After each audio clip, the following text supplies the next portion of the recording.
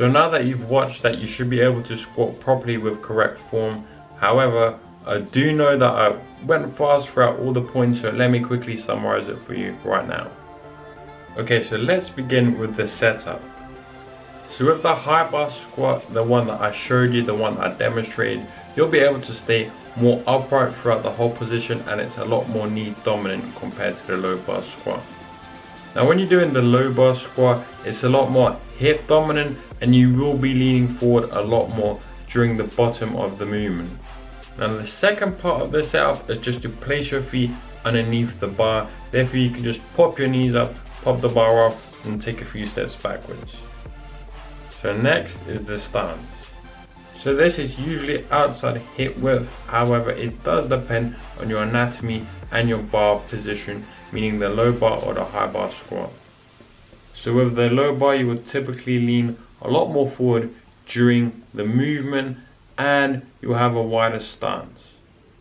Your personal preference and your bony anatomy will determine how much you should elevate your feet outwards. Usually I just recommend people keep to a 20 to 30 degree flare. Typically a wider stance will lead to a greater foot flare. Let's get into the upper body because it is very active throughout the squat, and not many people think this. Many people would just think it's a lower body exercise. So you just want to drive the bar down with your elbows, pull the bar into your traps, stay really tight, and just before you go into the descent, take a deep breath, keep your chest up nice and tall. About a 45-degree angle is very optimal, and just really focus on staying tight throughout the whole movement. So when it comes to the head and the neck, you just really want to avoid extreme ranges of movement. For example, excessive neck flexion and extension. So a lot of people might tell you, okay, keep a neutral spine, keep your chin down, and others will tell you lift your chin up a bit. I'm going to tell you just to do what's comfortable for you and avoid excessive movements. So let's get into the descending phase of the squat. Step number one is focus on putting most of the pressure on the heels and midfoot. Step number two is make sure that your hips and knees break simultaneously, not one and not the other. Now step number three is really force your knee outwards. Do make sure they do not cave in at all. So those are the three main things when it comes to the descending phase. Now let me tell you the three steps when it comes to the upward phase of the squat, so getting up.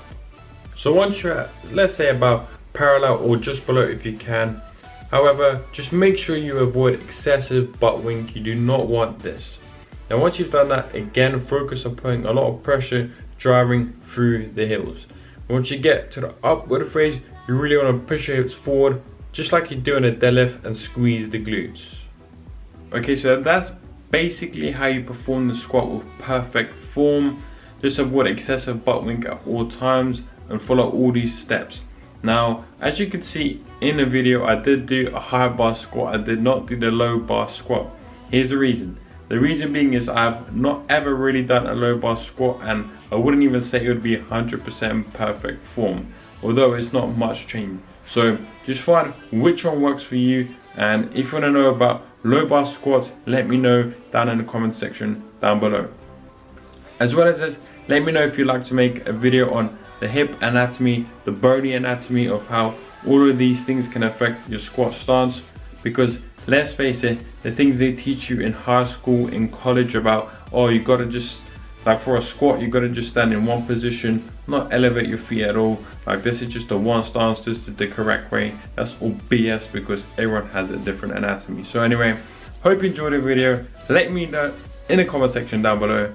Stay positive, stay smiling, and as always, I'll see you in the next one.